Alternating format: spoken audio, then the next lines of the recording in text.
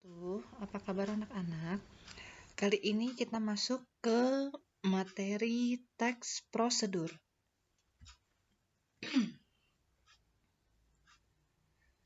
Oke,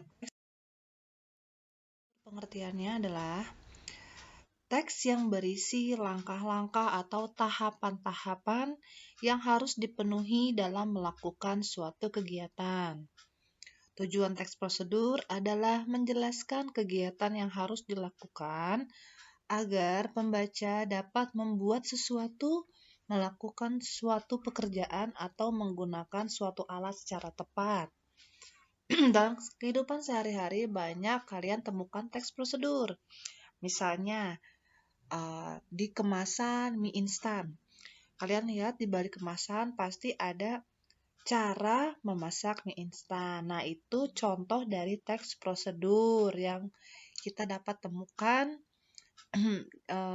di kehidupan sehari-hari ya. Misalnya juga langkah-langkah pembuatan susu yang kalian temukan di balik kemasan. Atau banyak juga tutorial-tutorial lain. Nah, itu salah satu contoh dari teks prosedur. Tujuannya sebenarnya apa sih? Teks tersebut memandu ya, menjelaskan kepada pembaca agar pembaca bisa melakukan, membuat, menggunakan secara tepat melalui tahapan-tahapan yang dijabarkan pada teks prosedur tersebut. Ciri teks prosedur dari segi isi ada 3. Yang pertama, teks berisi panduan langkah-langkah yang harus dilakukan. Yang membedakan teks ini dengan teks yang lain ya, kalau teks prosedur terdapat langkah-langkah. Yang kedua, terdapat aturan atau batasan dalam hal bahan atau kegiatan dalam melakukan kegiatan. Misalnya, pada teks prosedur itu berbeda karena ada aturan, misalnya masukkan 5 sendok makan minyak goreng misalkan. Ada batasannya, misalkan potong sayur sebesar 1 cm misalnya. Ada batasan kegiatan, angkat kaki setinggi lutut misalnya. Yang ketiga, ciri isi kegiatan yang dilakukan secara urut. Jadi, teks prosedur itu kegiatannya secara urut. Tahapan pertama apa, kedua apa. Jangan diacak-acak. Kalau diacak-acak itu nggak bisa. Ada beberapa tidak bisa dilakukan secara acak. Misalnya kayak kalian memasak mie instan. Nah, itu nggak bisa diacak-acak tuh. Jangan sampai kalian nyalakan kompornya dulu, masukkan mie-nya, airnya belum gitu. Jadi nggak boleh ya. Kalau yang tidak urut disebut tips. Misalkan tips tips menghias sepeda. Nah, itu bisa acak-acak, tidak harus urut gitu. Nah, ciri bahasa yang digunakan pada teks prosedur yang pertama menggunakan kalimat perintah atau kalimat imperatif. Contoh, potonglah, ambillah, putarlah, ya, putarlah pergelangan tangan searah jarum jam misalnya. Berilah sedikit garam misalnya. Haluskan, posisikan. Yang kedua terdapat saran. Contohnya, sebaiknya hindari terkena sinar matahari langsung. Ya, memberikan masukan kepada pembaca. Yang ketiga, terdapat larangan. Contoh, jangan menggerakkan leher terlalu cepat. Jika terlalu keras, otot akan cedera. Yang keempat, menggunakan ukuran akurat. Ukurannya harus pas, berapa jumlahnya. Ya, contoh, masukkan 100 gram tepung terigu. Harus jelas. Ya, berapa gramnya, berapa kilo misalnya.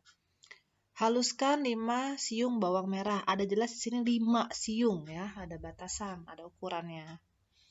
Yang kelima, menggunakan batasan yang jelas. Contoh, rebus hingga menjadi bubur. Nah, misalkan kalian udah masukin beras nih. Rebusnya sampai kapan nih? Nah, rebusnya hingga menjadi bubur.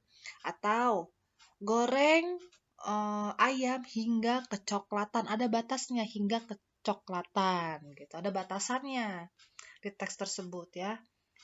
Ada lagi contoh nih, lipat bagian ujung kanan sehingga membentuk segitiga sama kaki.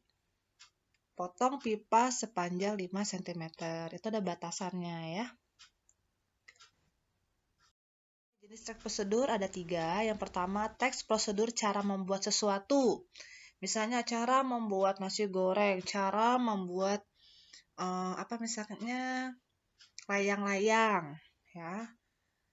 Ada lagi nih, teks prosedur cara melakukan sesuatu. Contohnya, cara misalnya melakukan senam, cara melakukan olahraga air misalnya. Yang ketiga, teks prosedur cara menggunakan sesuatu. Cara menggunakan alat nih biasanya. Menggunakan apa? Menggunakan komputer, gimana caranya? Cara menggunakan printer, cara menggunakan mesin ATM, dan lain-lain. Contoh, contoh teks prosedur cara membuat sesuatu. Nah ini, cara membuat telur mata sapi. Nih ya, lihat. Langkah pertama nih, ada judulnya ya, teks prosedur membuat makanan. Ada kata, nah tentunya Anda sering melihat langkah-langkah. Nah ini sebagai pendahuluan. Nah ada bahan, ada alat, ada cara membuat. Dibuatnya secara urut ya. Tahapan 1 apa, kedua apa, ketiga apa, dan seterusnya. Selanjutnya, contoh teks prosedur cara melakukan sesuatu. Ini ada contoh cara melakukan sit up yang baik dan benar. Langkah awal ngapain, langkah 2 ngapain. Ini harus berurutan ya. Nah ini yang ketiga, cara menggunakan sesuatu. Biasanya menggunakan suatu alat ya. Ini kartu ATM. Tuh. Setelah masuk ke ruang mesin ATM, masukkan kartu ATM dan seterusnya. Inilah contoh-contoh dari teks prosedur yang kalian bisa temukan di kehidupan sehari-hari. Oke, tugasnya kalian mencatat materi yang ada di slide, tapi contohnya tidak usah ya, contohnya tidak usah karena terlalu panjang. Oke, terima kasih. Jangan lupa kerjakan soalnya ya.